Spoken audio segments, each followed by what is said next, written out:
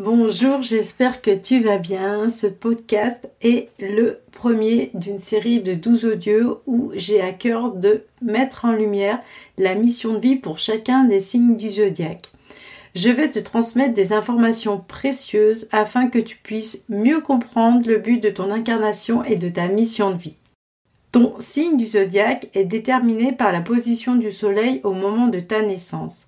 Par exemple, si tu es né le 7 avril, on dit de toi que tu es bélier car le soleil se trouve dans le signe du bélier. La position de ton soleil te parle de tes traits de caractère prédominants, ton potentiel, mais pas que. Si je pousse le curseur un peu plus loin en astrologie quantique, sache qu'avant de venir t'incarner sur Terre, dans ton propre corps physique, ton âme a fait des choix avec ses guides afin de parfaire son évolution. Dans cet article, tu vas commencer à comprendre qui tu es et quel est le but de ton existence. Si tu es né dans le signe du bélier, tu as une forte intuition. Tu sais inconsciemment que ton âme est éternelle. Tu as ce don inné pour repérer le potentiel des gens. Souvent, les béliers occupent des postes à responsabilité car ils ont des âmes de leader et sont de très bons coachs. Lorsqu'une personne vient à toi, tu sais trouver les mots pour la booster. Ils agissent souvent comme des détonateurs qui vont aider la personne à trouver son propre chemin. Tu inities, tu fais bouger les énergies à l'intérieur des gens afin qu'ils osent sortir de leur zone de confort.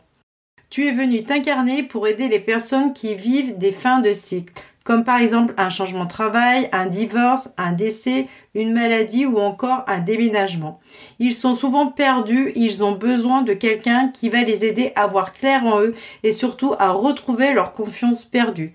Ton plus gros challenge dans cette vie est d'apprendre à te faire confiance et à faire confiance à tes capacités naturelles.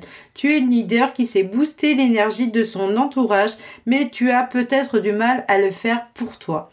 Alors tu peux avoir des tendances à procrastiner. Pourtant, tu en as beaucoup sous le pied. Ton plus gros travail énergétique et personnel sera d'apprendre à laisser aller tes doutes, tes peurs afin d'avancer avec confiance dans ta vie. La clé est de vivre dans l'instant présent tout en laissant aller tes projections futures et passées qui engendrent certaines peurs. Ton mental est très présent et parfois il te mène sur des voies de garage. Tu vis cela pour développer ton intuition. Rien n'est le fruit du hasard. Des moments de relaxation, de balade en nature, de méditation seront bénéfiques pour toi afin de te relier à ton intuition et donc à ton âme. Je sais que cela est difficile pour toi car tu as une tendance hyperactive. Mais tu es venu expérimenter cela pour te diriger non plus avec ton mental mais avec ton intuition. Une fois que tu auras fait le chemin pour toi, tu pourras ensuite transmettre ton voyage aux autres.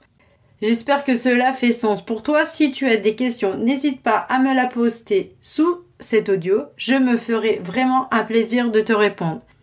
Si tu veux aller plus loin, tu trouveras ma bio sous cet audio où il y aura les références de mon site web, de mes consultations, de ma formation en astrologie quantique. Si tu as aimé cet audio, n'hésite pas à le liker et à le partager. Je te remercie énormément pour ton écoute fidèle et je te dis à très vite pour un prochain podcast.